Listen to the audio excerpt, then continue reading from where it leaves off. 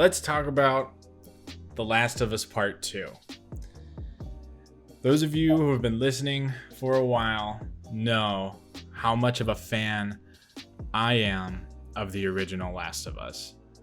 So naturally, I have been so excited for this sequel and just also so incredibly nervous to see what more could be brought to the stories of Ellie and Joel and everybody else in their lives. And now that the sequel is finally out, we finally have something, I guess, a little bit of closure to know how those events from the last game were resolved, and just more story in general to see what happened after Joel went. I'm gonna put it. Hold on, before I say anything. Obviously, heavy spoilers. Super spoilers for both the original Last of Us and The Last of Us Part 2. So, if you shouldn't have clicked on this video anyway if you didn't want to have anything spoiled for you. But yeah, now you know. So, yeah, I have Tyler here with me. Say hello, Tyler. Hello, everyone. Tyler is right now going through The Last of Us Part 2 on his own. And so he is here to provide some support and to weigh in on a couple different topics. He knows pretty much everything that happened, but he is just going through on his own time. So just to experience it mostly. Mm-hmm. I'm one of those people where spoilers don't really bother me. I just like to experience stories as they go. They still hit me with just as much impact usually. Mm-hmm. So yeah. Awesome. So yeah, Tyler's going to help me through this one. And yeah, we're just going to dive right into it because as you can imagine, I have a lot to say. I have a whole essay here that I'm going to go through with all my points. And, we're just going to send it. I'm going to take a sip of my wine and we're going to go for it. Okay, so let's do it. Let's talk about The Last of Us Part 2. So first off, this is my opinion. This is a genuine opinion. And I believe that the game is amazing. And that opinion is based off of my full playthrough experience, which took me about 30 hours, by the way. It's not based off of some leaked story details, and it's not based off of some Reddit users' knee-jerk reaction to the first 3 hours of the game or whatever. And it's not based off of any Twitter reviewer. This is my own genuine opinion based off of my own experience. I'm sure you all know that there is a bit of controversy surrounding this game and its story, and a lot of people have straight up decided to not give the game a chance due to the story spoilers that were leaked months before the game dropped. Being honest, I never looked at the spoilers just because I wanted to have my own firsthand experience of the game, and I'm really glad that I didn't. While the story of both of the Last of Us games, Part 1 and Part 2, are immensely important, there are other elements to these games besides the stories that, when combined to the stories, make both of these games very unique and incredible experiences. The original Last of Us was such an amazing, beautiful, terrifying, and depressing game, and the hype surrounding that sequel was so high that I don't really think the game, or any game for that matter, could have ever really lived up to the unreal expectations that the gaming community built up for it. One of the things that made the original Last of Us so special was that it kind of came out of fucking nowhere, No one was expecting the game to be that good and that compelling. Naughty Dog was just sort of starting to gain their reputation as a huge gaming company, and that was mostly because of the Uncharted games. So their third-person zombie stealth shooter that was slated to come out at the end of the PlayStation 3's generation didn't really gain a lot of attention, and it makes sense why. No one knew anything about it, and the PS3 was not on anybody's radar at that point. Then the game came out, and it quickly became one of the last must-play experiences for the PS3. And when it was remastered for the PS4, it became one of the first must-play experiences for that generation. Almost everyone who played that game loved it, and not everyone, but almost everyone. And that was partly because no one really had a game to base it off of. The Last of Us quickly became a benchmark for what a single player story based game could be, both in terms of the actual story and the world and gameplay that's surrounded to and added to the story. So they set the bar with The Last of Us, and they set it so fucking high. So do I think the sequel lives up to the hype? No, I don't. And I don't really think it could have unless the expectations were much lower. However, I do think that Naughty Dog makes up for this by making some very strong and creative decisions, both in terms of the story and the gameplay of The Last of Us Part 2, that end up making the sequel an overall more interesting experience than the original game. So I have this broken down into 3 different sections. I'm going to talk about the overall design of the game in terms of like the visual aspects and the sound and all that kind of stuff, then the gameplay, and then the story. So again, spoilers if you're wanting to play The Last of Us Part 2. Heavy spoilers coming up. So first, let's talk about the design. So The Last of Us Part 2 might be the most visually stunning game I have ever played. For me, the title for Most Beautiful Game right now is kind of a toss-up between The Last of Us Part 2 and the God of War game that came out in 2018, which I've also just recently finished. Obviously, God of War is a little bit more of a whimsical and fantastical world to take in than The Last of Us. And there are so many moments in God of War where the game just masterfully balances wonder and humility, especially when Kratos and Atreus encounter a new monster or a new massive set piece that really throws off the player's sense of scale. You know, I still get goosebumps every time I think about the first time those two encountered the World Serpent, or when they finally made it to the peaks of Jotunheim. I think a similar thing can be said about The Last of Us Part 2, but instead of having a balance of wonder and humility, it's more so a balance of fear and humility. The sense of scale in this game is also just so incredible, but it is so daunting. The majority of the game takes place in overgrown Seattle, which is a cool as fuck central location, by the way. At least I thought it was. As nature has sort of like begun to slowly take back what was rightfully hers about 25 years after the original outbreak.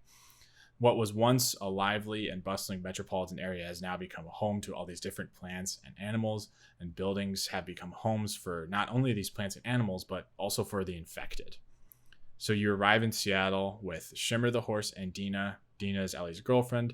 God bless Dina, by the way. She puts up with so much shit. Love Dina. So instead of the original game, where you have a very linear path to follow, the game's level design is much more open and flowing, and it allows the player to take so many different paths to achieve their goals. So when you arrive in Seattle, the game places you right in downtown with all these skyscrapers and massive buildings, and pretty much lets you decide what you need to do next. So when I saw these skyscrapers, I was immediately both super excited to explore them, but I was also dreading the horrors within, you know. Overgrown Seattle was such a beautiful place, but it was also incredibly dangerous and unforgiving. It was such a cool place to explore, and I loved it as the central location for The Last of Us Part 2. I don't know, Tyler, if you want to weigh in of what you thought of Seattle thus far on your experience. With Seattle, I love it. Like, having been to Seattle a few times, it's really cool seeing the buildings in that way. Yeah. Like, I recognize landmarks, and it's really cool. Mm-hmm. And I think Donkey mentioned something like this too, where it was like, oh, wow, it's not New York. Right. Yeah, exactly. You know, it's like, this is really cool to see another part of the United States shown this way. Mm-hmm. And like the way that it's presented and in how it kind of unfolds itself. Because like when you first arrive at Seattle, you are in this dense forest. Yeah. And then you slowly come in and you're at a highway, and then there's an overpass. And you go through, and once you get to a certain point, you get to a wall, and it's like, oh, holy shit, a wall. Okay, crazy. And it has like all of the factions on it and everything. And then once you get past that wall, you see more of the city. And then once you like get to another point, you see even more of the city. And it keeps feeling like it gets bigger and bigger. Mm-hmm. And it was just such a cool feeling. And I think that it really made me feel like Uncharted again. Oh, for because sure. I Yeah. feel like they do that a lot in Uncharted They do. also. Naughty Dog is really good at setting the bar at those things. Holy fuck. Seriously. That's kind of what I have to say there. And I really like the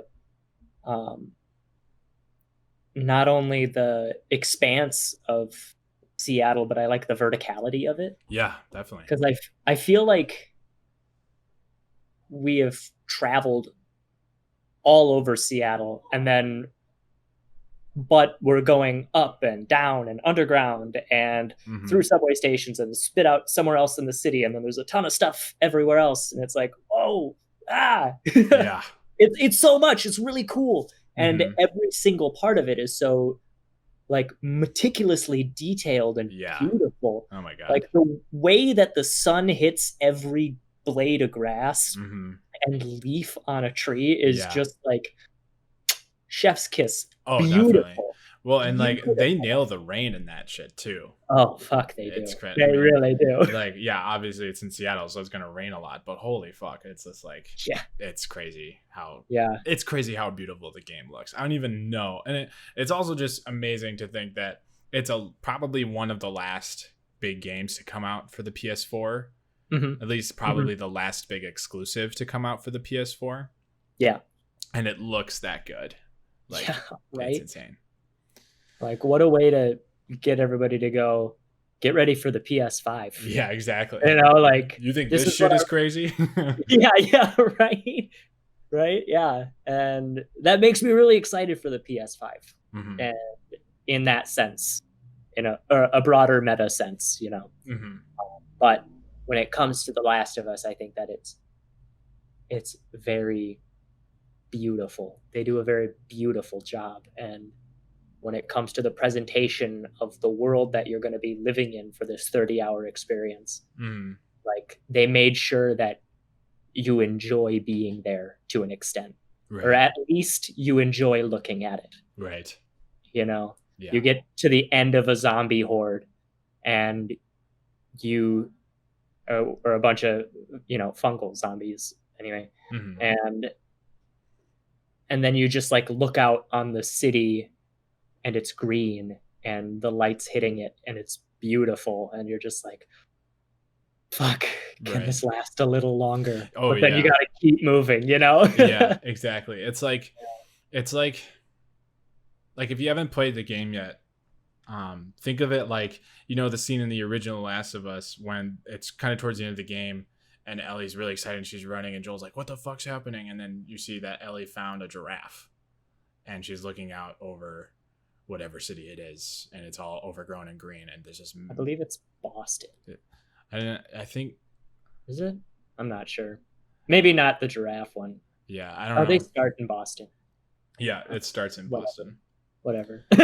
Close enough, though. Close enough. So many cities. Yeah, there's a lot of big cities in these games. But anyway, it's like, just imagine that feeling, but like the whole city. It's really cool. Yeah. All right. Well, going off of that. Yes, I'll let you continue. Thank you, sir. Thanks for popping in. Of course. That's probably, just so you guys know, that's probably how this is going to go. I'm going to talk for a while. I'm going to ask Tyler his opinion, and we're going to go on from that and all this kind of shit. So, all right. So, going on. I believe that video games are one of the most immersive mediums of art. And that is mainly because there are so many different forms of art that are wrapped into one entity. Obviously, the visual aspect, as we just talked about, is super important. And we both already think that Naughty Dog really nailed it in terms of the visual design of this game. There's so much detail packed into it. Like, just to give you even more examples, like when you're running through an icy river on Shimmer and the ice actually breaks into little pieces, or when you kill a runner as Ellie with your knife back in Jackson and the blood splatter gets on her arms and on the snow. Or like when you're playing as as Abby, and you're crossing this huge bridge and Abby gets really bad vertigo And the higher and higher you get and the more you're ascending, she actually starts to show physical signs of discomfort. Like she clutches her stomach, she starts walking slower, the game makes you feel dizzy. It's crazy. Or like when you walk into a dark room and there's some standing water on the floor, the light from your flashlight will actually reflect off of it. Or if when you're in the middle of a gunfight and you shoot something with your rifle, there will actually be some entrails coming off from the barrel of your gun when you're reloading. It's all fucking crazy. Like it's like they even like redid a lot of the enemy designs too. They still look the same, but they're just that much more terrifying to look at. And the game does a great job of differentiating the different types of infected, both in terms of a visual and a sound design. So like, let's say you're in a building and you need to get through this building to get to your goal, but there's a huge group of infected that is in between you and your goal. When you look at the infected, you should be able to tell what kind or kinds of infected there are on your first glance. Or if you can't see them, you should be able to tell based off of the kind of noises that they make, right? So let's say you know they're infected and they still sound like people. Those are probably runners or stalkers, right? Or if you hear the very iconic and blood-curdling clicking noises coming from a dark hallway in front of you, bitch, you're gonna be ready to shiv some clickers, dude, because fuck. Or if you hear some really low gurgling sounds, there's gonna be some shamblers in front of you. Fucking shamblers. Oh, they're gross. They're disgusting. I love them. And then God forbid you hear some like deep growls and some loud footsteps. Hope you got your Molotovs and incendiary ammo ready for that bloater, my guy. And if you are perchance in the basement of a very dark, spooky, and abandoned hospital, and you start to hear some very loud, deep roars accompanied by some ground-shaking footsteps, you best be ready to pay your respects to the Rat King, my dude. Tyler, have you seen the Rat King yet? I don't think you're that far in the game yet, but do you know what I'm talking about? I'm not that far yet, no. Okay. I won't talk about it if you don't want to know.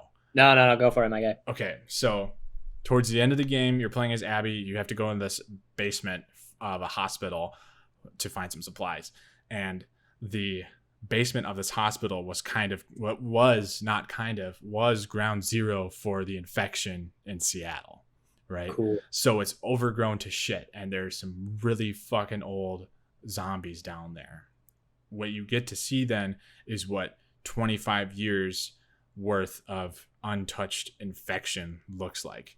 And the Rat King, what they call it, is this horrible, disgusting amalgamation of infected like zombies all put together in one. It's oh my god, so disgusting. It's so cool, and it's so fucking terrifying. It like barrels through walls trying to get you. At one point in the boss fight that you have with it, it separates a zombie off of itself, so there are multiple things chasing you at the same time. Holy fuck. It's super cool and it's super disgusting, and oh my god, it was such a cool idea, and I really liked it a lot. I love that. It was great. I'm really happy to see that they were just kept exploring what the infection could be like in the game. Super cool. Yeah. But going on from that, from the just the details we were talking about, even the death animations for everything in this game are super detailed. Like I was saying with Ellie, every time you Ellie's go-to move, she stabs somebody in the throat. There's a ton of blood that squirts out and gets everywhere. And it would even if there's a puddle next to you, that blood's going to pool into the nearby puddle. Or when you strangle someone as Abby, you can literally see the life just fading out of their eyes, man. It's so fucked up, and it all adds to this overall nature of brutality that the game really emphasizes, and it doesn't pull any punches, man. The game does not hold back. So going off from that to the next art form that this game really shines in, video games have proven to be another stage for the performance-based arts to shine, especially for actors.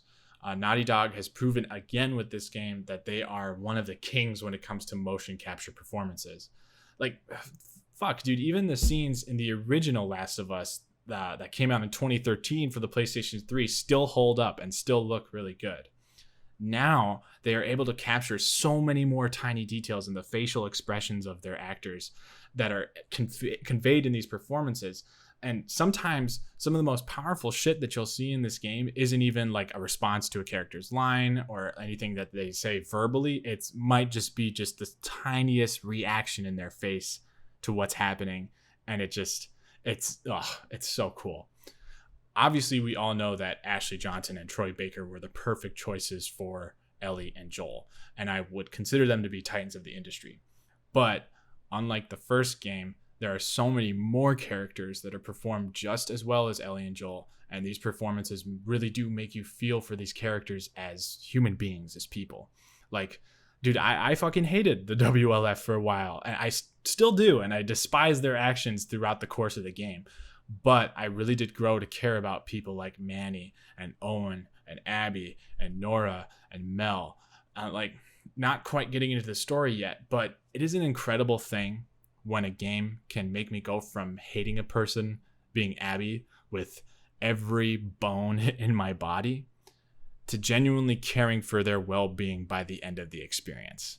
Like, while that does have a lot to do with the writing and overall structure of the story and the game, a lot of that has to do with Laura Bailey's incredible performance as Abby. So hats off to you, Laura Bailey, for doing something that seemed genuinely impossible at the beginning of the game. Fucking incredible. I also really didn't like the Seraphites either throughout my experience with the game, but I would fucking die for Yara and Lev, dude. Tyler, I'm so excited for you to meet these two kids. They're incredible. Yara and Lev, amazing. Oh my god. Victoria, Grace, and Ian Alexander, those are the people who play Yara and Lev, did a kick-ass job. Then going back to the Jackson crew, I love the addition of Jesse and Dina. I really like Jesse. I thought Stephen Chang did an amazing job portraying Jesse as a strong and intelligent yet stubborn leader. Dina, God bless Dina, dude. You're the rock, you're the glue that kept shit from falling apart and from spiraling out of control. I felt so bad for Dina at the end of the game, man. She doesn't die or anything, but like, fuck, I feel bad for her. Shannon Woodward, you made me cry. Thanks for coming. Thanks for bringing Dina to life. You were amazing. Without any of these amazing artists, there would be no game. The designers at Naughty Dog really outdid themselves with this one, and every actor involved poured their hearts into each of these characters. The game isn't perfect from a visual aspect. You know, it's not the incredible, like Donkey was saying, it's not the amazing E3 2018 or whatever demo that we were shown, but it still looks amazing, and the gameplay is very fluid. There are some glitches and texture pop-ins every once in a while that can suck you out of the immersion a little bit, but all in all, the game looks, sounds, feels incredible. So from a design and like standpoint, it's an incredible game. Gotta throw it up to them. Anything you want to add to that, Tyler, before I go on to the next segment? Really, no. It's beautiful game. There's nothing that I could really say that would be of worth to it, you know. It just looks beautiful. Yeah, and some of the things that come into like those pop-ins and everything, and sometimes the texture doesn't load correctly, that just has to do with the systems, right? You know, it's like there's only so much you can do to make a game run as well as it does, and look as beautiful as it is. Mm-hmm. And there are, you can like, I played the game on what did I play it on, like display mode or whatever, not the performance-based mode that prioritizes frame rate. I played it on prioritizing just the look of the game. Yeah. So a good move, I think. I might like, I definitely will be playing through The Last of Us Part 2 again. Maybe not anytime soon, but I'll probably be playing through it again. And take a break, my guy. And I'll try it on the performance-based mode and see if there's anything else different. But yeah, all in all, holy fuck, great looking game. All right, getting into the gameplay aspect. Just holy shit. Just holy fucking shit, dude. The gameplay is insane, and it's so well done. Like I said, I want to talk about the level design for a little bit. So in the original Last of Us, the levels are incredibly linear, and they pretty much each had a strict path that you had to follow and that didn't really change depending on whatever location you were in. That's not always necessarily a bad thing, especially like in that time in the gaming world, and still a bit today. It feels like every other game for some reason needs to be open world for whoever. I don't know who decided that, but whatever. And with each of these open world games, there are these huge and sprawling levels, but they're somehow just empty. There's not a lot in them. So whenever you get a shorter, jam-packed linear experience, you should cherish it, because they can be really refreshing and very interesting, like the original Last of Us was. So that's like not always a bad thing. There is some drawbacks, and the only really drawback with the level design in The Last of Us that I thought of was that it was risking being repetitive, and the gameplay was very repetitive in the original Last of Us.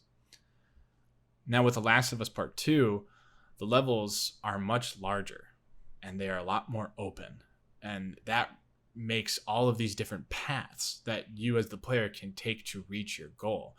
Like, let's say you can get into a situation where you need to get past a large group of WLF soldiers, and you can really go about that encounter so many different ways because of how much bigger the levels are and how different the environment is in each of these levels.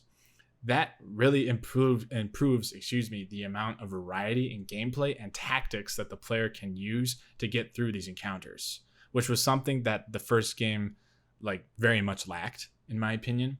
In the first game, you really could, it was like, in terms of variety, it was, you would try to sneak past the enemies, do some stealth kills, or, use Joel's old man dad strength to rough your way through them. In the sequel, you can hide in tall grass and crawl underneath cars, shooting enemies when they get too close. You can plant explosive traps by doorways that will just obliterate anything that tries to get through. You can trick the infected into fighting each other, or you can draw their attention to enemy troops so they'll go attack them, and then you can sneak by in the struggle. Overall, these bigger and more interesting levels really add to the overall variety and choices that the player can make in order to beat a level, and it really helps in terms of replayability. What I've heard and seen, and the way that some of the situations are set up in the gameplay that I'm watching through, is that they really give you options. Yeah. Really let you play with the functions and play with all of the things available in the level. And there was one thing that especially impressed me, was that they were in a subway or an underground area or something, and they were, on one side they had clickers on them, mm-hmm. and then on the other side they had WLF on them, mm-hmm. and then the person playing threw a brick over, like, in the middle of the clickers and the WLF, and they both met and they both started fighting. Mm-hmm. And I thought that was the coolest way to deal with that situation. Yeah. And I was just thoroughly impressed that that was even an option. Mm-hmm. Like, you got to watch two NPC factions fight each other. Yeah. And you caused it, really. Right. You really did. Yeah. So, and that just kind of harkens to good game design when it comes to your systems in place. Mm-hmm. Can they interact with each other? You know, and that's one of the reasons that Breath of the Wild was so good, is that all of its mechanics worked with each other. Right. And you were able to do all this crazy shit off of these simple mechanic ideas. Yeah. And I think that's kind of what we're seeing here as well. Mm-hmm. And I dig that. Yeah, that's super cool. That's all I really have to say on gameplay. For sure. I will. We'll keep going through this section, and if you hear anything interesting that you can jump in on, please do. But yeah, for sure. So moving on from level design, I want to talk about how Ellie and Abby actually feel to control and to play as. So this is where I'm really going to start diving into the spoilers. So again, if on the off chance anyone is still listening to me that hasn't played the game yet and doesn't want it spoiled, stop listening, go do something else, go play the game. So in the game, you play the first half as Ellie and then the second half as Abby. And like I said, I will dive into more detail with that when I talk about the story. But the gameplay of The Last of Us Part 2 is at its core pretty much the same as The Last of Us Part 1. Like, you still scour through every building and area for supplies. You still craft different items that help you through the game, and you can still choose to be stealthy or more aggressive, and you still have that same sort of melee and gun combat styles. However, there are some subtle additions made to how Ellie and Abby move that really change up the overall gameplay from the first game. I'm talking about two specific things. I'm talking about dodging and going prone. Dodging kind of changed everything for me in terms of melee combat. And it really, like, dodging really begs the player to be up close and personal with a lot of these encounters. And it just makes the game that much more brutal and adds to that nature because you're just right into it. It's crazy. Then the ability to go prone and crawl through and underneath certain things really changes the stealth sections of the game. You no longer need to look for something to hide behind. If you can find some tall grass or a car to crawl underneath, you have an entirely new path that just opened up and a new way to keep yourself hidden from enemies. Super cool. Love the addition. It's so crazy to me how a developer can add just two little things and it really just totally changes how the game is played. It's insane. So speaking of enemies, Naughty Dog does not hold anything back in terms of enemy design. They are truly ruthless and deadly in The Last of Us Part 2. Soldiers will come to you from all angles and try to flank you to catch you off guard. They will call out to their friends, getting their attention so they outnumber you and corner you. Even some of the infected, they'll attack you once and then run away and hide so they can try to get the jump on you later. It's insane, but it can also be just incredibly frustrating. I originally tried to tackle the game on the hard difficulty level, but after a while, I was just getting insanely frustrated with how much I was dying and how I had to I couldn't do it. I had to change it back down to the moderate level for my own sanity at that point. Now, I don't know if this was because I was used to the harder difficulty level, but when the game felt a lot more forgiving on moderate, and it should have felt a little bit more forgiving for sure, but it was just like whenever I would make a mistake playing the game, like if I let somebody come up from behind me and I wasn't paying as close of attention, that would have killed me right there on hard difficulty. On moderate, it maybe would have cost me some ammunition and like a health pack or two, and the enemies just didn't seem nearly as deadly or nearly as smart. So also another thing about on hard mode is that most of the encounters on that difficulty level took me at least a few tries to beat, but on moderate, I was clearing pretty much every level first try. Now, don't get me wrong, that doesn't mean the gameplay is bad. The gameplay is great. It just seemed like Naughty Dog didn't do a good job at balancing out the difficulty levels. Now, I will say this, though, that could be remedied by the game does have an option to create your own custom difficulty settings. However, I would rather have less options in terms of picking my preferred difficulty level and a more consistent level of difficulty than more options to choose from and a less consistent level of difficulty. You know what I mean?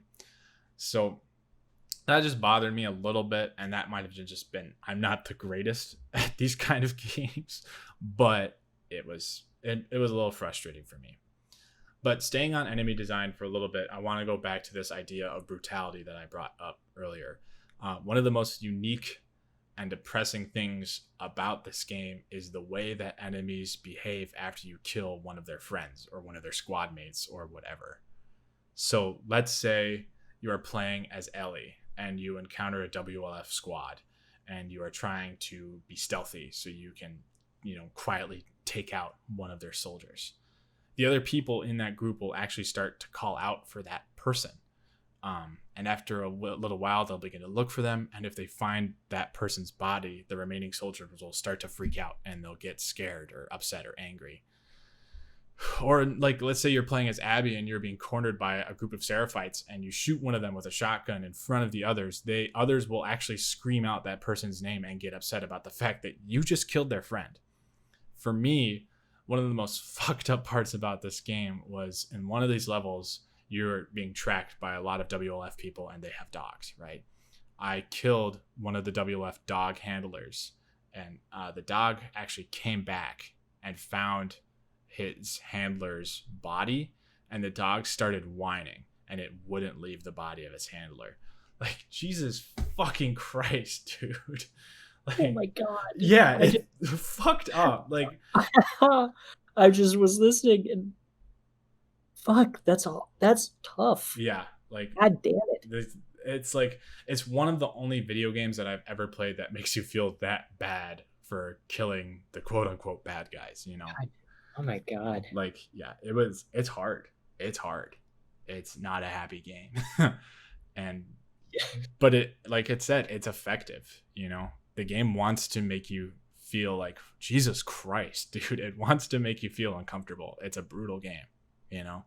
There is, however, one group of enemies that the game doesn't make you feel bad for killing, and that's the infected. We'll talk about that for a little bit. Pretty much all of the infected that were in the first game play and are designed the same way that they were in the original and the sequel. So, because, you know, why fix what isn't broken? If they worked in the first game, let's keep it the same way in the second game. Also, just for the sake of continuity. Of course, they added some visual elements to make them look a lot better and more scary. But the gameplay focused around the infected is for the most part the same. However, they did add 2 new types of infected, being the Shamblers and the Rat King, like I talked about. We already talked about the Rat King and how fucking cool and disgusting that whole encounter was. But I thought that the Shamblers were also a really cool addition to the game, and they were terrifying in their own. They're built like Thanos, dude. They're big and they're just like, they're gross. They're disgusting. And built like Thanos, I mean, they're tall and they're broad.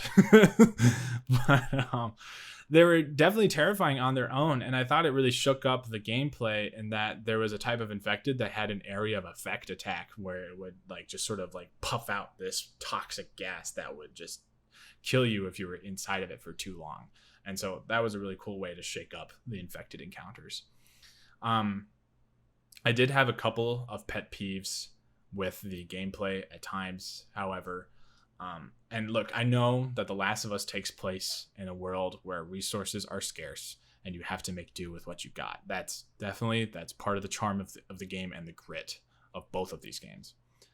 But are you really going to tell me that none of the people who were just shooting at me a second ago, that they all used up all of their ammo in the fight and didn't have any left over by the time I got to the body? Like, you're really going to tell me that? Like, and also, I got screwed over a couple of times because, like, let's say I was using my shotgun and I was using incendiary ammo and I ran out of incendiary ammo. I didn't realize that, but I still had my shotgun out because I'm being chased by a bunch of infected or soldiers or whatever. The game doesn't automatically switch back over to the other ammo type. So I would try to turn around and use my shotgun again, and I couldn't because there wasn't any, ammo of that type left. And I know that you can actually argue, and I totally get this, you can actually argue that that is good game design. And I would be inclined to agree with you. Yeah, it makes sense that if the game's trying to be grounded in reality, that you can't just magically expect for the game to swap over to your other resources, or that every guy you kill is going to have resources on them, and that you actually need to take the time to think about what you're doing and reload your gun and make plans and stuff. It's just, that was some stuff that bothered me, because that usually meant that I was either unprepared or underprepared for the next encounter, or that I would lose a ton of progress that I had just made. So I get they're good, solid choices. It's just gamer stuff that made me mad. It made me a mad gamer girl. However, all in all, the gameplay of The Last of Us Part 2 is just a huge improvement over the original game's mechanics, and it was one of the driving factors that made me want to keep playing the game, because the gameplay was both very fun and very satisfying. All right, now we're going to dive into what people seem to be really upset about, and that is the story. So we all know that the original Last of Us did something amazing and incredible with its story. We follow Joel, who's this man who lost his daughter on Outbreak Day. He has been beaten and broken down, and because of this, he has become this hardened killer who will do whatever is necessary to survive. 20 years after the original outbreak, Joel then meets Ellie, who's this rude, loudmouth teenager who has a swearing problem. And he is told that he needs to take her across the country because this girl might hold the key to saving humanity. It's a really great and airtight story. Throughout the game, the two of them bond, and through Ellie, Joel very much finds his redemption. And the story really follows his reclamation of his humanity. That story has become so loved by so many different people, myself included. And in a way, it's almost become sacred and untouchable. Because of that, people love and are invested in these characters so fucking much. And they matter immensely to so many. There is a bad side to that, though. And now a lot of people believe that they know more about these characters, especially Joel, than the people who created them. Like I said before, part of the reason why people love the first game so much is that they had no idea what to expect of the game or the story. No one had any expectations of what Joel and Ellie should be like as people or what they should be doing. Now that it has been 7 years after the original game was released, people have built up their own ideas as to what Joel should be like and what he should be doing and how he should behave. Because of this, people have created these unreal expectations of what they think the story for The Last of Us Part 2 should have been, and have totally disregarded the entire game because the story isn't what they wanted it to be. There have been people who have called the writing of the game haphazard and terrible, people saying that the story is dog shit. Some have even gone farther by saying that Naughty Dog betrayed their entire fan base with the story decisions that they made. Now keep in mind, a lot of these comments, and almost all of these comments, were made months before the game actually came out. If you have played through the entire game, or at least most of it, and you don't like the game, that's totally fine. We are all entitled to our own opinions, and I totally understand that the game isn't for you and that you didn't like the story. If you give me some genuine criticism and articulate your feelings about the game without being a dick, I am more than happy to discuss this game with you so that I can understand why you didn't like it. The issue is, right now, there are people on either side of the argument that are not positively articulating their beliefs and are just being downright rude to each other. I, for one, I really like the story, and I like the game as a whole, and I thought that the overall product was great. It was amazing. But I'm also more than willing to have conversations with people and talk about why they disagree with me. So before I talk more about this controversy, I want to dive deeper into the story and talk about my personal experience with the story, and then we'll get back into that point. And so this is your final warning that I'm going to be getting into the spoilers really heavy, y'all, and I want to reiterate that I did not look at any of the leaked story details before the game came out. This is based off my own experience, firsthand experience with the game. All right. So I, like many of you, fell victim to Naughty Dog's bait and switch, pretty much. We kept hearing about how the first Last of Us was a game about love, and that this one was going to be a game about hate.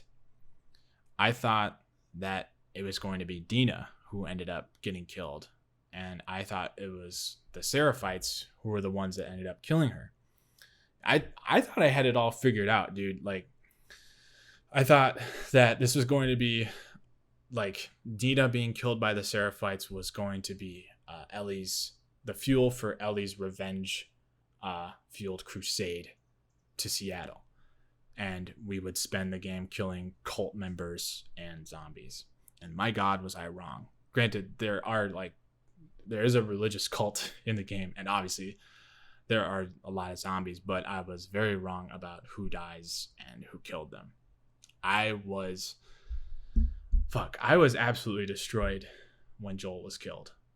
And he killed in the first few hours of the fucking game. Like, Jesus. And a lot of people, I immediately wanted nothing to do with the game. I didn't want to play it anymore. How could you fucking kill Joel, dude? And the way they went about it too, watching all that happen from Ellie's perspective, and feeling absolutely helpless. You couldn't do anything. Goddamn, dude, I hated it so fucking much. I mean, don't get me wrong. I thought that Joel was going to die in the game for sure. But I thought he was going to die as a result of Ellie's journey to Seattle. Or I thought Ellie was going to kill Joel once she found out what he did in the hospital at the end of the first game. You know, I didn't think that his death was going to be the spark to all of the hate and violence. And I didn't even know that there was a whole other group of people in the game called the WLF that were involved in this and that were responsible for Joel's murder. So yeah, I was caught off guard and I didn't want to play the game anymore after that, you know.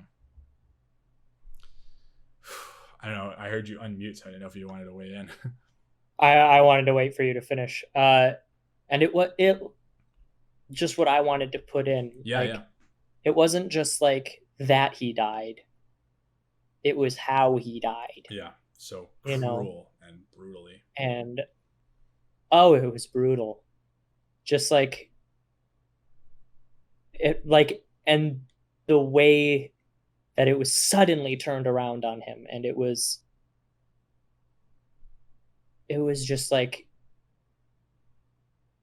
I'm trying to get my thoughts together. Yeah. I'm still trying to get my thoughts together about it, dude. But like the moment that he says his name to that group. Yeah. And it's just silent. Mm-hmm. And then Abby shoots him in the leg. Yeah. And it's like, how is he gonna get out of this one? That's what I thought. He's not gonna die. He's gonna figure it out. Something's gonna happen. Yeah. Ellie's gonna jump in to go Rambo and save them. You know. Yeah. But then it cuts away after he's pinned down and hit with a golf club to Ellie trying to find him. Yeah. And once Ellie gets there, I'm like, all right, hero time. Yeah. Hero time. And it just didn't happen. No. She was immediately pinned down, and we just watched him. Bloody, beaten. Like, he couldn't say anything. The only thing he could do was like move his fingers a little. And it was make just eye contact with Ellie. Exactly. And it was so heartbreaking to watch. And it just definitely felt like Naughty Dog and the writers were like, how can we make this as painful as fucking possible? Yeah. Oh my God. And they certainly did it. Yeah. They certainly did it. And I was hurt watching it, even knowing that it was going to happen. And when it was going to happen, I was on the edge of my seat, about to cry, and just, yeah. Anyway, it's hard. That's all I had to say. Yeah, no, and well, obviously, it's such a big plot point that we can't not talk about it more. But it's fuck. I wasn't expecting that at all. Yeah, and we'll get into why I think it was a good move in the long run. Yeah, but yeah, I totally get why people were so upset with that happening, because like. You grow so attached to these characters, especially Joel in the original game. And just like to go like into the first couple hours of the game and they're like, nope, Joel's fucking dead, dude. What are you going to do about it? Like after Joel died, I wanted to set down the controller and just not play the game anymore, but I couldn't just not play it. You know, I waited 7 goddamn years for this fucking game, and I wasn't going to let myself just shelf it and never give it a chance. They took so much just painstakingly careful. They took so much care of the original game and the story and made so many well thought out decisions regarding the story that I had to see where this game was going to go. Neil Druckmann started working on the story for the sequel way back in 2014, only a year after the original game had come out. And there was no way he and the other writers weren't taking as much care of this story as they were for the previous game. So I soldiered on and kept playing, and man, I'm so glad I kept playing. Like I said before, I think Overgrown Seattle was such an amazing location for this game, and I love the premise that there were these two different massive factions fighting for control over the area. So those two factions, we've already talked about them. They're the Washington Liberation Front, otherwise known as the WLF or Wolves, and the Seraphites.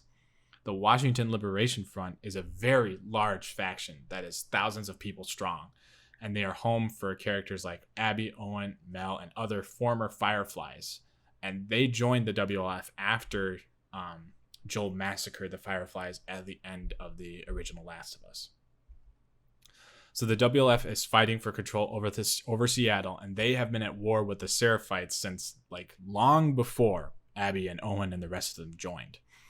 The Seraphites are this religious group who believe that the world was reborn on Outbreak Day, and that we shouldn't be using the old world technologies like electricity anymore. Old world, is for the game is pre-outbreak. So instead, these people are living off of the land, and they're creating their own wooden structures to live in. They used to be a peaceful society. However, they also believe in this prophet, and the prophet became a martyr after she died in the hands of the WLF. And that sparked the violence between the two groups. And Seattle quickly fell into chaos during all of that violence. Before that happened, Seattle was just another large quarantine zone under control of Fedra. Fedra is what the remains of the federal government were after the outbreak. And they were trying to contain the infected in Seattle, but they were forced out, or they were mostly killed by the WLF. So the city is this war zone, and the attempt to contain the infected was not successful. So there's still a lot of zombies running around. And because of that, a lot of innocent people died. Now, if you were living in Seattle and you, during this time in the game, you would have to either pick a side to join, either the Seraphites or the WLF, or you hope you can get out of the city alive. I personally thought that was a super cool premise and setting for the sequel to this game, and I wanted to learn as much as I could about both sides and the history of this conflict, because it's really interesting. Honestly, and the main story doesn't focus on it that much. I kind of wish it did. It couldn't, because it's already a 30-hour game. But I would be really interested to see what else was in there. And they did do the typical Last of Us thing where you can gain more information about it by finding notes and all that kind of stuff. But super cool, super cool. Okay, so getting more into the story now. Like I said before, you play the first half of the game as Ellie. I think that Joel's death was really the perfect motivation for wanting revenge. After I had kind of come to grips with myself and the reality that Joel had been killed, especially in a super brutal and cruel way, I wanted nothing more than revenge. Myself, like Ellie, I was ready to go to Seattle and take out those WLF fuckers. So I'm just going to say this. Props to Neil Druckmann and Naughty Dog for making that decision to kill off Joel. That's super ballsy and super risky. But it got me to play the rest of the game and stay invested. So props to you guys. So you spend Ellie's half of the campaign tracking down and hunting the people who were involved in Joel's murder. You're specifically trying to find Abby. Abby, as you all know, the one who tortured and murdered Joel. Ellie's half of the game is more so contained to her quest for revenge. And not a lot happens over those 3 days that the mission takes place in. Of course, it's a very eventful mission. And all that, there's a lot that happens during those 3 days. However, all the encounters and the events that you go through are a result of that mission and are very contained to that purpose.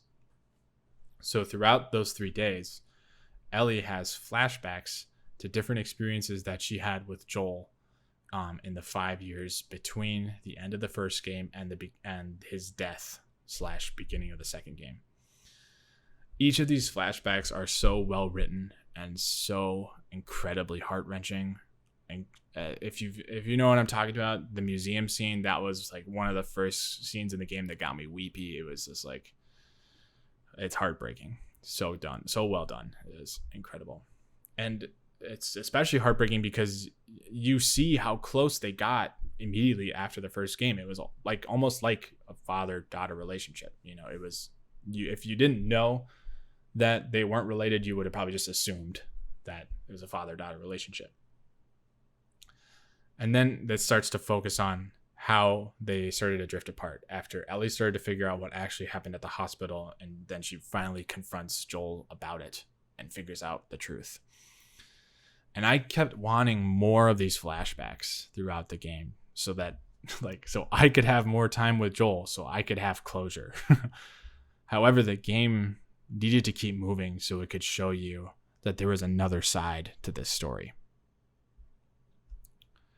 So Ellie killed a lot of people, and she killed a lot of people without really thinking in her quest for revenge. And don't get me wrong, as the player who went through the original experience with Joel and saw Joel get murdered in that way, I understood why. I'm not saying anyone deserves to die, but I understood why.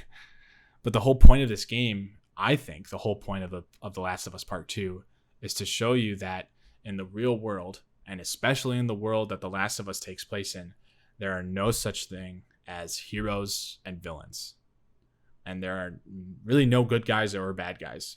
Sure, people do bad shit and people do some redeemable stuff, but everyone in this world has done some pretty terrible and fucked up shit.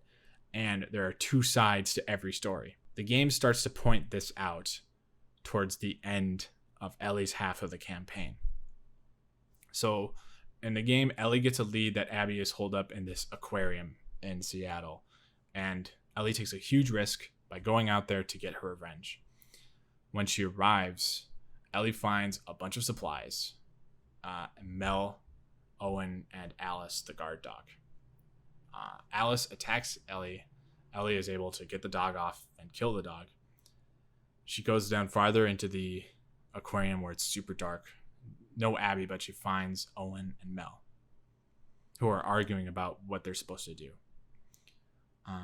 Owen and Mel are together, and they had been together at some time at this point in the game. So Ellie tries to interrogate them to figure out where Abby is, but the situation gets out of hand, and she ends up shooting Owen and stabbing Mel. With Owen's last breath, he tells Ellie that Mel is pregnant. And Ellie is just absolutely horrified by what she just did. And the player is too. It's fucked up. And she is taken back to where they're staying, to the theater with Jesse and Tommy. But before she knows it, her actions have already caught up to her. And Abby bursts into the theater, beats Tommy to the ground, and shoots and kills Jesse. At this point in the game, I was still fucking pissed at Abby, right? But she had the advantage in this situation, and Ellie had to drop her weapon. Then the game does something so fucking crazy, and it goes back and makes you experience everything all over again from Abby's perspective. So once the game switched from Ellie's perspective to Abby's, I had another moment where I was like, no fucking way. You're not making me play as Abby again. No way. I don't want to play as Abby. I don't want to play as the person who killed Joel. Fuck her. She's a terrible person. I don't want to do this. But again, if I wanted to see where this game was going and where the story was going, which I genuinely did, I needed to go through her experience. I needed to see it from her point of view. So I did something that as a gamer, I never really thought I would need to do, or I've never really had to do. I had to turn my brain on and empathize with Abby. I had to empathize with the person that previously I hated with every bone in my body. I had to try to see it from her perspective. and I had to try to understand where she was coming from. You play those same 3 days in Seattle that Ellie had from Abby's perspective, but her experience is not nearly as contained as Ellie's. Abby is in the middle of all this fighting between the Seraphites or Scars and the WLF. She is one of the top wolves in terms of killing the Seraphites. And things are beginning to unravel within the Washington Liberation Front as her and her companions are beginning to question the motives that their leader, Isaac, is planning. You find out that Owen has gone AWOL and Abby needs to find Owen. You find out, this is kind of backstory information, but Abby and Owen were a couple before, but all this kind of stuff. Anyway, so Abby goes AWOL. All the shit's going down, and her, like, I'm not going to give all of the details about Abby's campaign just because we'd be here for a while longer still, and it's a lot because it's another 15 hours worth of gameplay. However, it's incredible. Like, those 3 days where you play as Abby are so insane, and like just so massive in terms of like where you travel to and all the different things that you do in those 3 days have so many crazy implications for literally everything. So it's amazing.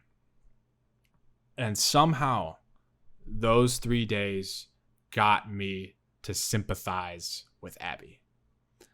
Now, I still don't think that what she did to Joel was justified. I don't think anybody deserves necessarily to die for what they did, and I don't think anybody really deserves to die in that way. However, I understand why she hated him so much. I get it. And at the end of those 3 days playing as her, I went from, God, I really want her to die, to, fuck, I really hope she doesn't die. It's fucking crazy. Abby has such an incredible story arc, and it is purposefully made to be similar to Joel's story arc from the original game. They are both hardened killers who are stubborn and will do whatever they deem is necessary to stay alive. They are both devastated by the loss of their own family, and their only family, as Joel loses his daughter and Abby loses her father. We do find out that Joel was the one who killed Abby's father. So, but just think about how crazy that is for a second. It's not a coincidence that Joel loses a daughter and Abby loses a father. That's obviously everything that they do in these games is on purpose, but that just kind of blew my mind when I thought about it like that. Both have seemingly lost touch with their humanity and have done some pretty shitty things, but both gain redemption throughout the game and are trying to reclaim their humanity through their younger companion that teaches them to look at the world through a different lens. It's insane. So, remember how you felt at the end of the first Last of Us when you were trying to get Ellie out of that hospital and you killed all those people as Joel? Like, I know I frankly felt really uncomfortable playing through that level, and I didn't really agree with everything that Joel was doing. But I didn't want Ellie to die, especially because, like, she didn't know that she was going to die as a result of the surgery. They were just like, oh yeah, we're going to see if we can make a cure. Put her under. They didn't tell her that she could die, or that she was going to die. That's fucked up in my book, but whatever. I don't think what Joel did was, I don't know. Anyway. Now, imagine that feeling from the last level of the original Last of Us, but done multiple times throughout the course of The Last of Us Part 2. Okay? Ellie and Abby clash twice during the game. They have 2 big fights. And in these fights, you play once as Abby and once as Ellie. In the first fight, you play as Abby. And I couldn't believe it, dude. When it did those really smooth transitions from cutscene to gameplay, when it transitioned to that, and I was still playing as Abby right before that fight, I was just like, no way, this is happening. This is so fucking crazy. I didn't want to fight the character that I had just grown to love over the course of the previous game. Like, what the fuck is happening? And when you fight as Abby against Ellie, Abby almost wins that fight, and she is like probably seconds away from killing both Ellie and Dina. But Lev coming in clutch. Lev convinces her that that's not the answer. That's not going to solve everything, Abby. Especially because we just found out that Dina is pregnant. Like, this is not, don't do it. In a big moment, Abby decides not to kill either Dina or Ellie. And she tells Ellie to leave Seattle. This was a huge moment, obviously, in the game.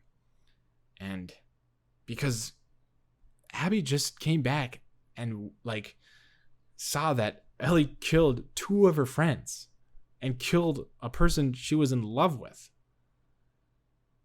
And she decides to not kill her. It's just insane. And that is because of the influence of Lev and Yara. Abby makes the right call and ends all this needless killing. Now, unfortunately, that's not good enough for Ellie. After a little bit, it flashes forward to a few weeks and you're on a farm with Dina and Dina's baby. And things are looking pretty good. Ellie tells the baby that she's going to teach him how to play guitar one day in the same fashion that Joel was like, I'm going to teach you how to play guitar. It's really touching. It's really sweet. But thanks to Tommy, who's somehow still alive, and PTSD, Ellie can't let it go.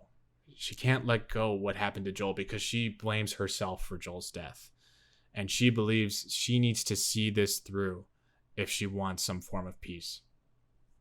So after a very long and painful journey, where Ellie almost dies, heading back to confront Abby once more, she finds that Abby has been captured. Both Abby and Lev have been captured by this fucked up group. And she's been left in this prison, and she's probably like inches from death. Ellie frees her, Abby frees Lev, and they are able to walk away and get to these boats. But Ellie just can't let Abby go. And they fight one more time, and it's the big final showdown. And this time you play as Ellie instead of Abby. And again, I was like, what the fuck? I can't do this. Like, I can't kill Abby. Like, what the fuck is happening? Why is this going on? And it's such a brutal fight. Like, Ellie like stabs Abby and like cuts her like a huge gash across her stomach. Fucking Abby chews off 2 of Ellie's fingers, dude. It's the most insanely brutal and uncomfortable fight. And at the end of it, it looks like Ellie's about to win. She's like holding her down underwater and Abby's drowning, but she can't go through with it. She takes her hands off and lets Abby go. And frankly, I was just relieved that that happened. So fucking crazy. So the game ends with another flashback of Ellie and Joel, and this one took place the night before he died. It's such a beautiful scene. And honestly, I really liked the ending to this game. I mean, the whole situation really sucks. The game isn't happy, and the ending isn't necessarily happy either. You know, both Ellie and Abby lose so many people. Ellie loses Joel, Jesse. Dina and Tommy don't die, but they're not talking to Ellie anymore at the end of the game. Abby loses Owen, Nora, Manny, and Mel. But the 2 of them decide to end the violence between each other, breaking this cycle of needless killing and death. And the whole game in itself is such a powerful experience. And I had no idea where it was going the whole time. Once I thought I had it figured out, it took a hard left turn and I was just barely able to hold on. But because of this insane story and the beautiful world that it exists in and the evolving and satisfying gameplay that the game employs, I can confidently say that I thoroughly enjoyed The Last of Us Part 2 and is not only a great sequel, it's a great game. And overall, it's more interesting than the original Last of Us. So when it comes to the story, I love it Mm-hmm. so far for where I'm at. And like, yeah, I know what happens in the end, and I know all of this stuff and whatnot. And some people might see that as, well, the whole thing's ruined for me, but I don't know how it gets there, and I haven't experienced it, so Mm-hmm. I'm willing to continue watching the game and going through it and just being mad at myself about putting myself through it. And you know, Yeah. but when it comes to the controversy of Joel's death,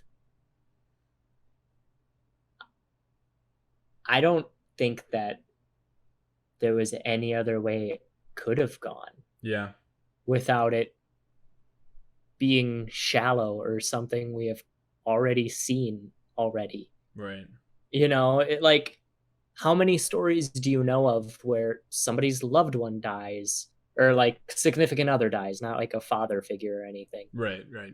or the quote unquote protector, Right. um, where that or the where their significant other dies and then they go on a rampage. Mm-hmm. We see that all the time. Right. Like, we have what, 3 Taken movies about that shit? Yeah. At least. Jesus Christ. It's just like, it's old. Mm-hmm. And I think that, especially with a beloved character, not only does it feed into the theme of the story that the writers were going for, which was centering it around hate Yeah. in juxtaposition to love in the first game, Mm-hmm. but it allows the story to actually move forward. Yeah. It allows the other characters to breathe. It allows Ellie to be a character. Right. you Yeah. know and not saying she wasn't a character before. Of course she was. She had all of her personality laid out and everything, Right. but it allows her to grow and change in ways that wouldn't be possible with Joel there. Right.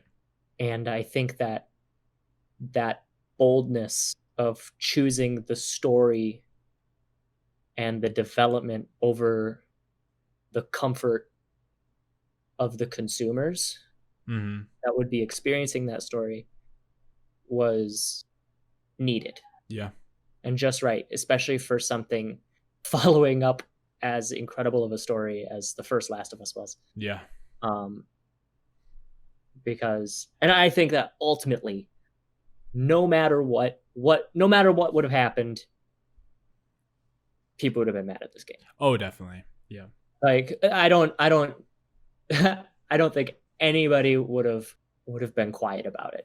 Absolutely not. Yeah. No, I mean, like, because I feel like if you didn't kill Joel off, it would have been like, this was unpredictable or whatever. Yeah. And then, but you killed Joel off and people are upset saying that you betrayed the fan base or whatever. But Which, no, they didn't. no, they made another great game. Like, that's such a bullshit argument, in my opinion. Yeah. I always hate when people use the phrase, you betrayed the fans. Right. You don't owe the fans anything. You don't owe the fans shit. Betraying the fans would be making a story where you don't kill any zombies, Mm-hmm. and your characters don't act like the characters that were established in the first game. Mm-hmm. That's betraying the fans. Right. All of these characters do the things we know that they're gonna do. Right.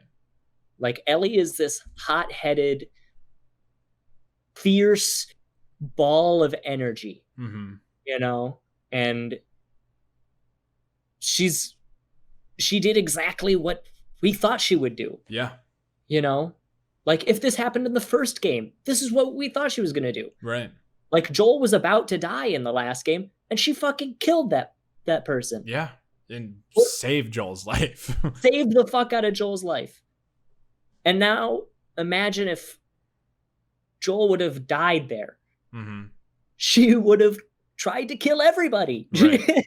She would have been so upset. That's her character. Right. And that doesn't make her a bad character. That makes her a great character, that we can be able to see that development in her and see how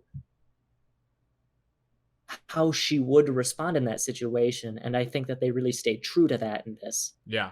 And they're not trying to paint these characters out as the perfect people. They're trying to do the yeah, exact opposite by pointing out their natural and human flaws. And of course, those are, you know, exaggerated because it's like they're under intense stress, you know. They're trying to show that these characters are people. Right. That's what they are ultimately. You know, and they're going to make mistakes. They're not good people by any means. You know, there is definitely like, I remember at the end of the last game, I was like, that was really fucked up for Joel to do. Yep. That was like, I was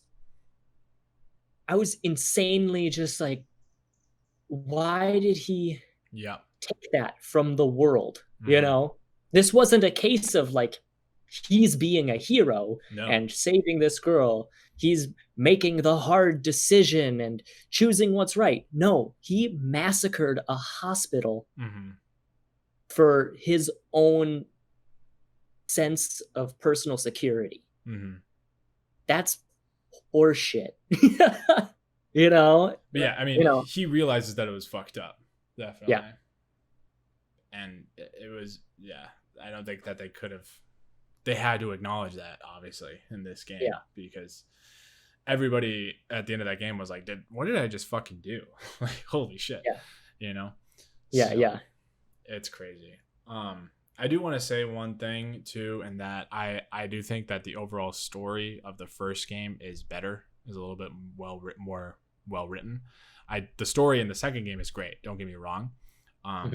But it's like Donkey said in his review, like, the story of the original is a lot more airtight, and I think it's a lot more accessible than the second story is. You know what I mean? Like, we can all somewhat relate to Ellie and Joel at points within that game, and the second game not so much. But the second game story is also very well written and is also very compelling, and I enjoyed it. You know? Yeah. I really hope that, like, once the dust has settled and the controversy of this game has died down a bit, that people will begin to realize that what Neil Druckmann and Naughty Dog did with The Last of Us Part 2 was just absolutely incredible.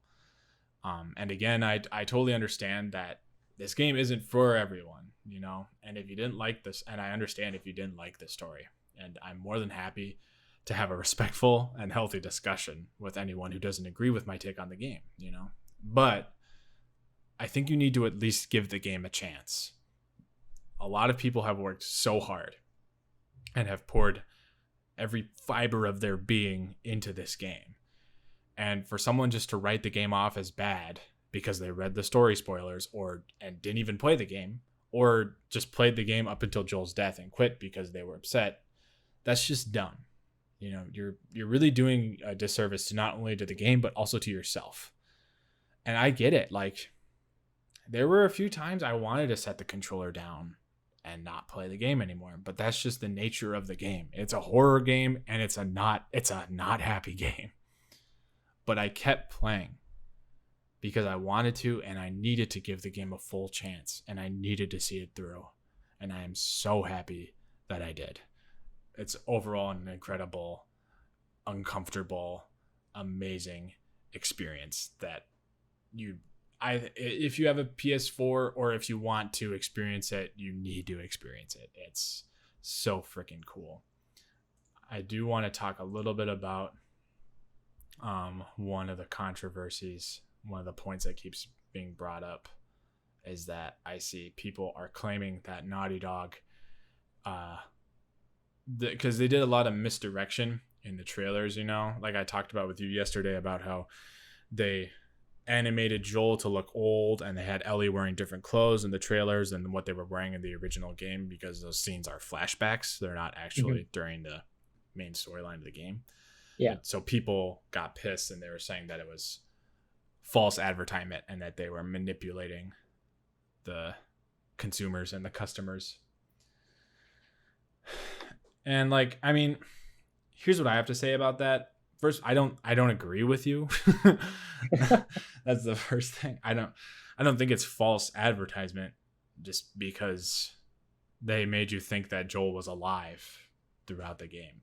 Because if they just said in the trailers, "Hey, Joel's fucking dead," like, like I wouldn't have probably wanted to buy the game, you know? Fuck buying that game. Who wants to do that? Right, exactly. So like, I don't consider it to be a false advertisement. It was definitely a misdirection. Yeah, they wanted you to think something else, but like, that's because they wanted you to experience something that they worked really hard on and they thought you would enjoy in the long run. So, I don't know. I think that's kind of bullshit that it's false advertisement and that they were manipulating people. I read another thing, and sorry, I wanted one more point. No, go for it.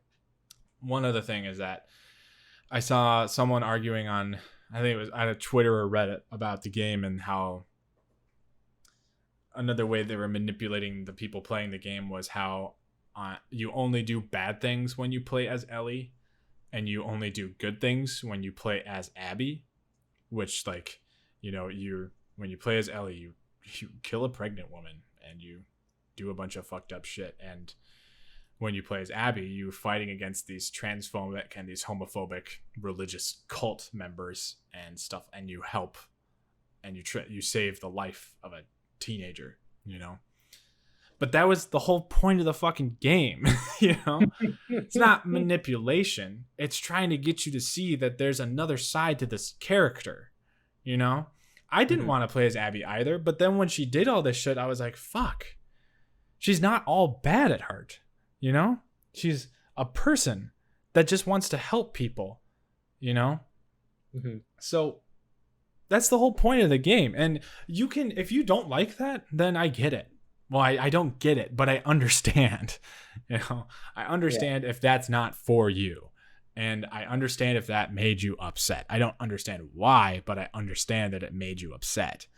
But that's just the whole point of the goddamn game. That's the whole point of those last 15 hours, is the game's forcing you, literally forcing you to see the other side of the story. Yes. That's just, I also have something to say on that. It's that we already know Ellie. Right. Like, we know Ellie intimately.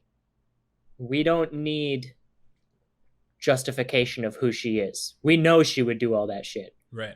You know? And it's justified for us with the way that she does everything. Again, game about hate. Yeah. You know, that's what it's about.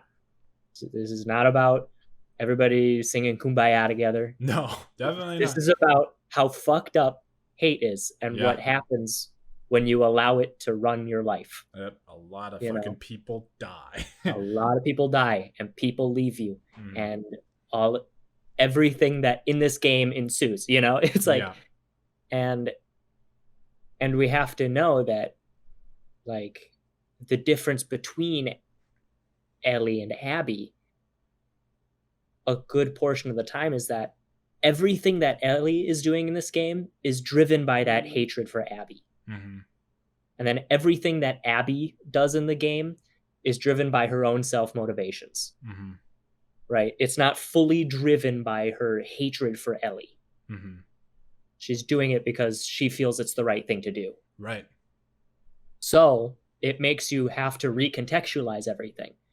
You know, these are still the characters we know and love, but they're being clouded, you know, especially by hate. Yeah, exactly. You know, and so, I would even go to argue that you're not supposed to like Ellie in this game. You know, like, of course you do, because we've spent the most time with her. She's one of the people that we love in this game. But it's also to show us that adoration can kind of blind us to the shit that people do, you know? You're definitely supposed to be made uncomfortable by the decisions she's making and the actions that she's taking, for sure. Yeah, exactly. Yeah. And anybody that is upset at this game for any kind of progressive stance it might be taking on homophobia and transphobia and all that shit can fuck right off. Yeah, I don't. Like, Sorry, I don't first understand off, your argument, bro. Like, exactly. Because one, like, nobody's being shoehorned into this. no, You know, it's like the reason that the characters are designed the way they are is because trans people exist. right? Because gay people exist. Yeah, exactly. They're just gonna be there. Uh-huh. It's not a sense of like, oh, we have to include this because the SJWs are going to be all over us if we don't. Right. No. These people exist and they deserve to have stories about them and be told in that way, and to show that people who believe otherwise are fucked up. Right. Hence they made a cult out of those people Mm-hmm. and showed that you have to stop them. Right. Exactly. You know? And like, it's Also, if you think like that, showing that not only that these people exist and need to be a part of these stories, but that they also can help you and they teach you how to be a better person and how to be brave in these situations and how to accept and be accepting of others. But yeah, fuck. Yeah, it's a mess. It is a mess. And that's just the whole point there. If you think that the game is ruined because you think it's just an SJW agenda thing, you're a fucked up person. And you need to really take a long, hard look at yourself and wonder why you think that people just telling a story is against your beliefs. Yeah. And you need to because that's what yourself. It is. Seriously. Yeah. But anyway, that's my 2 cents on that. I just wanted to mention it. Oh, definitely. And I'm really glad that you did. I want to mention one last thing. And this is actually a little bit more of a bright side of the note. The guitar playing aspects of this game, holy shit, I thought that was so well integrated. There are a few moments, like at the very beginning of the game, where you play the guitar with Joel, and you play a song for Ellie, and then you play a song as Ellie later in the game. And the game does tell you should play these chords, and because it comes out to be this song. However, when you play as Ellie later in the game, it gives you so many different options. As far as what chords to play besides the song that the game wants you to play. So there have been all these different videos that I've seen on YouTube and Twitter of people doing covers of different songs through The Last of Us, which is so fucking cool. And like Neil Druckmann has been like retweeting them and all this kind of shit. And that's awesome. Shouts out to Neil Druckmann, man. I saw that in that interview I was watching today. Dude looks so exhausted, probably because he's like trying to defend his game. Just know, not that I think you'll ever hear this, Neil, but you have 2 very appreciative fans of your work here. And my God, you worked your ass off and poured everything that you had into this game, and it really shows. And it was an amazing experience. Yeah, you deserve a break, my guy. Definitely. Take a break. Yeah. And if you do come up, I don't expect you to come up with The Last of Us Part 3, but if you do, I'm going to be very excited to see where that goes. Yes. And I think you built the world up very well, and I would be interested to see any stories outside of Ellie and Joel's world. I fully agree. But yeah. All right. Well, I think with that, we will call it an episode. Anything else you want to add before we call it, my man? I guess I have some notes here. Yeah, dude. Just some little praises. Mm-hmm. The music in the game is so fucking good. Oh my God. Amazing. I'm not all the way through the game by any means, but anytime the music comes in, I have immediately thought, wow, that was a perfect time. Oh yeah. To just bring that swell in, or just like a guitar low E. Mm-hmm. Perfect.